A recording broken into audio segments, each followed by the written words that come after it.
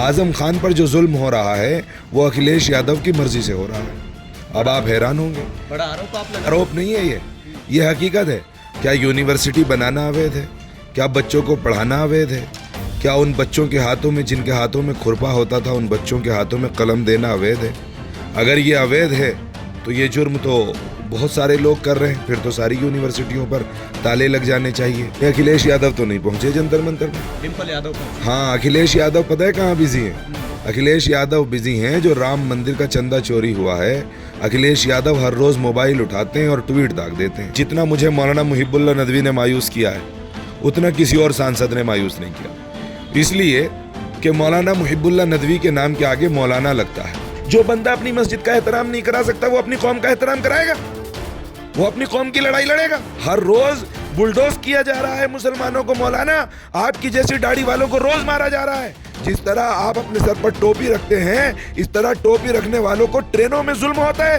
क्यों नहीं बोलते आप? आजम खान की जौहर यूनिवर्सिटी पर बुलडोज़र चलना है, कुछ ही दिन का समय बाकी है, लेकिन उसको लेकर लगातार समाज कई जगह पर बटा हुआ है। कई लोग ऐसे हैं जो आजम खान की उस यूनिवर्सिटी का समर्थन कर रहे हैं, कई लोग ऐसे हैं जो कह रहे हैं कि अवैध है तो टूटना चाहिए, और कई लोग ऐसे हैं जो एमआईएम के समर्थक बोल रहे हैं कि समाजवादी पार्टी आजम खान का सपोर्ट नहीं कर रही है। तो वहीं समाजवादी के लोग कह रहे हैं कि एमआईएम क्यों नहीं इस पर आवाज़ उठाती। तो कुल मिलाकर ये पूरी चर्चा जो है चल रही है। ऐसे में मेरे साथ मौजूद है एमआईएम के ज़िला अध्यक्ष मुफ्ती रियाज अहमद कासमी, जो अपनी बेबाक बातों को लेकर, चर्चा को लेकर कई बार जाने जाते हैं, बड़े मुखर होकर बोलते हैं। तो आजम खान की यूनिवर्सिटी जो बुलडोज होने वाली है उसको लेकर आप क्या सोचते हैं?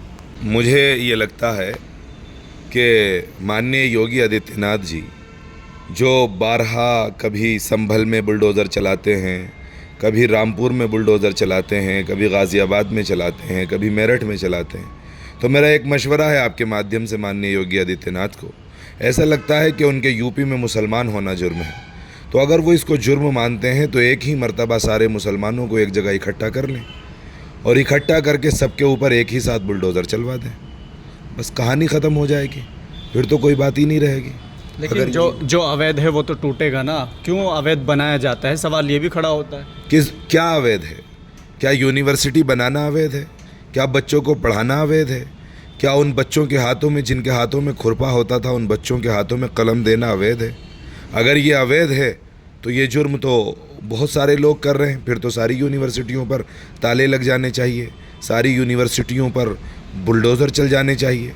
बताइए मुझे, क्या ऐसा किया माननीय योगी आदित्यनाथ ने? सिर्फ वहाँ पर इसलिए किया जा रहा है कि उसका जो फाउंडर मेंबर, उसका जो संस्थापक है वो मुसलमान है, आज़म खान।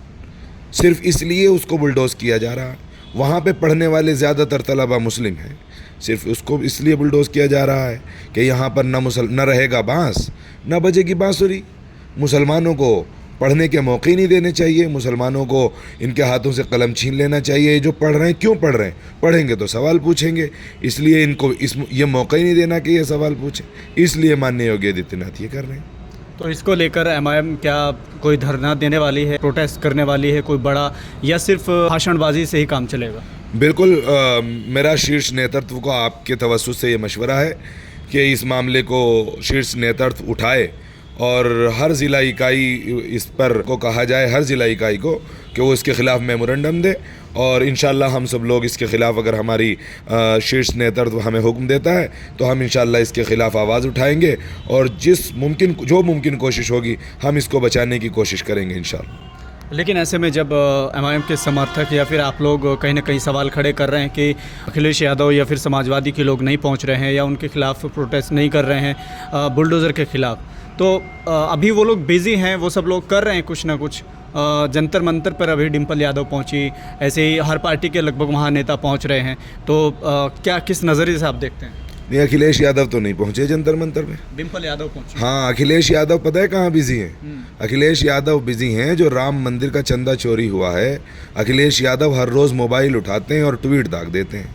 अब मानो ये समझ आ रहा है कि अखिलेश यादव को राम मंदिर की कुछ ज़्यादा फिक्र हो गई है। इतनी फिक्र उन्होंने आज़म खान का, वो सपना आज़म खान का नहीं, पूरे उत्तर प्रदेश सरकार का वो सपना जो आज़म खान ने साकार किया था, अगर उसको बचाने की आवाज़ उठाते, उसको बचाने की लड़ाई लड़ते तो शायद कुछ हो जाता। लेकिन क्योंकि उनकी प्रायोरिटी में नहीं आता है, वो तो चाहते हैं कि किसी तरह आज़म खान की सियासत ख़त्म हो जाए। और मैं आपके माध्यम से एक बात कह दूं, आज़म खान पर जो जुल्म हो रहा है वो अखिलेश यादव की मर्ज़ी से हो रहा है। अब आप हैरान होंगे। बड़ा आरोप आप लगा रहे हैं। बड़ा नहीं है, हकीकत, आरोप नहीं है ये हकीकत है। आज़म खान अकेला सिर्फ और अकेले ऐसे बंदे हैं जो समाजवादी के फाउंडर मेंबरों में हैं। आज़म खान वो वाहिद व्यक्ति हैं जिसको अखिलेश यादव सर कह के पुकारते हैं। अब अखिलेश यादव को बेइज्जती लगती है किसी को सर कह के पुकारना, तो अखिलेश यादव सोच रहे हैं कि यार किसी तरह इसकी सियासत को ही ख़त्म कर दिया जाए, सर ही ना कहना पड़े किसी को, वन मैन आर्मी हो, मैं बॉस बन जाऊं। ना आज़म खान बोस रहा है ना कोई बोस रहा है, इसलिए वो उनकी सियासत ख़त्म करना चाहते हैं और कर चुके हैं। अब आप बताइए, मौलाना मुहिबुल्लाह नदवी हैं, वहाँ के सांसद हैं, आए दिन आज़म खान के खिलाफ बयान देते हैं। क्या वो इतने बहादुर हैं कि अखिलेश यादव की मर्ज़ी के बगैर बयान दे रहे हैं? वो क्या अखिलेश यादव उनको नहीं रोक सकते कि आप आज़म खान के खिलाफ कौन सी ज़बान इस्तेमाल कर रहे हैं? पता ये चला कि अखिलेश यादव बाकायदा पीठ पे हाथ रखे हुए हैं कि बहुत अच्छा कर रहे हैं आप, वेल डन, करते रहिए आप। ये कर रहे हैं वो तो बड़ा संघर्ष करते हैं। अभी पीछे कह रहे थे कि मैं संविधान को बचाने के लिए गोली मार दो, मैं जाऊंगा, कूद के जाऊंगा, बैरिकेडिंग के ऊपर को कूद के जा रहे थे जब प्रदर्शन कर रहे थे। आप यकीन जानिए, मैं पर्सनली तौर पर यह बात मानता हूं कि जितना मुझे मौलाना मुहिबुल्लाह नदवी ने मायूस किया है उतना किसी और सांसद ने मायूस नहीं किया, इसलिए कि मौलाना मुहिबुल्लाह नदवी के नाम के आगे मौलाना लगता है। और इस बंदे ने ये काम किया कि इसने मस्जिद के अंदर बग़ैर पर्दे के एक औरत को बुलाया। मस्जिद में जब डिम्पल यादव अपने मंदिर में जाती हैं तो सर पर दुपट्टा रख के जाती हैं, बदन को ढांप के जाती हैं। हमारी मस्जिद के अंदर बग़ैर सर पर दुपट्टा रखे हुए डिम्पल यादव जी मस्जिद में मौजूद थी, और डिम्पल यादव की गलती नहीं है। इसलिए डिम्पल यादव की गलती नहीं है कि उनको क्या मालूम मस्जिद का क्या एहतराम होता है। मौलाना को तो पता है, मौलाना को तो कहना चाहिए था। जो बंदा अपनी मस्जिद का एहतराम नहीं करा सकता वो अपनी कौम का एहतराम कराएगा?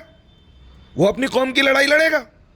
जो ये मरने मराने की बात कर रहे थे कि मैं संविधान के लिए मर जाऊंगा, मौलाना हर रोज़ संविधान के ऊपर गोली चलाते हैं बीजेपी के लोग, हर रोज़ संविधान को तोड़ते हैं ये लोग, हर रोज़ बुलडोज किया जा रहा है मुसलमानों को। मौलाना, आपकी जैसी दाढ़ी वालों को रोज़ मारा जा रहा है। जिस तरह आप अपने सर पर टोपी रखते हैं, इस तरह टोपी रखने वालों को ट्रेनों में जुल्म होता है। क्यों नहीं बोलते आप? उस वक्त बोलेंगे जब आप किसी दिन ट्रेन में जाएंगे और उस वक्त आप पर जुल्म हो जाएगा। आप पे नहीं होगा क्योंकि आप ऐसे से बाहर ही नहीं निकलते, आपको फुर्सत ही नहीं है अखिलेश यादव की गुलामी से।